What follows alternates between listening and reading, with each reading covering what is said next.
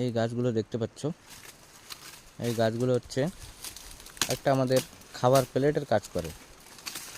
যেরকম আমরা ভাত খাই, কত ধরনের জিনিসপত্র খাই প্লেটে, সেই জিনিসটার কাজ করে এই গাছটি। দেখা যাক।